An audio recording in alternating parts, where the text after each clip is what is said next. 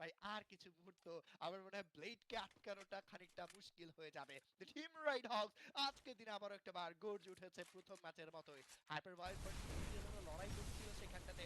Viper কিন্তু হয়েছে knockdown. Hyper boys কি পারবে? বাফুজকে দেখতে পাচ্ছিলাম। নাইম রয়েছে, যুক্ত রয়েছে বাফুজ নিজের টিমমেটকে করছে রেস্কিউ। হাইপার বয়েজের একটা দুর্দান্ত ফাইট ছিল ফোর্থ এলিমিনেশনের পর। এই মুহূর্তে টিসিএল এর সাথে তার লড়াইটা খানিকটা মুশকিল হয়ে যাচ্ছে। নকডাউন নিয়েছেন কিন্তু C6, ও মাই গড, থার্ড পার্টি টিমের এন্ট্রি, যেখানে আমরা টিসিএল দেরকেও ফাইট কভার করতে দেখেছিলাম, বাট C6 প্রিভিয়াস ম্যাচে যে দলটা খুব তাড়াতাড়ি আসলে হারিয়ে গেছেন, এই দলটা কিন্তু আবারও একটা বার গর্জে উঠেছে। তারা জানেন যে এই ম্যাচে কি করতে হবে, তারা জানেন যে এই ম্যাচের লড়াইটা ঠিক কিভাবে করতে হবে। ক্লোজে কিন্তু হয়েছে মিফতাহ, নকডাউন আর রেড করে হাতের হাত ধরে রিকল হয়তো বা পেয়ে যাবেন, কিন্তু টিমমেট থেকে এতটা দূরত্বে কেন? জব ব্রেকার্স এর এই স্ট্র্যাটেজি আসলেই কি কাজে দিবে কিনা?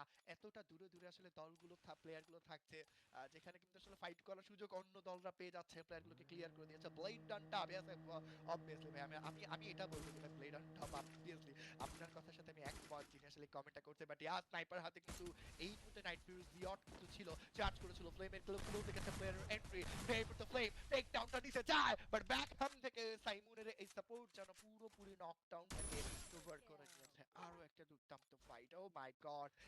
এইরকম ফাইট, এরকম সিচুয়েশন ভাই, কি কি থেকে কই যাবে ভাই আজকের দিনের লবি? কোন দলটা আসলে ফিনিশ করতে পারবে, এটাও কিন্তু একটা বড় চ্যালেঞ্জ হয়ে দাঁড়িয়েছে। আমি জানি না আসলে আপনারা কিভাবে নিবেন।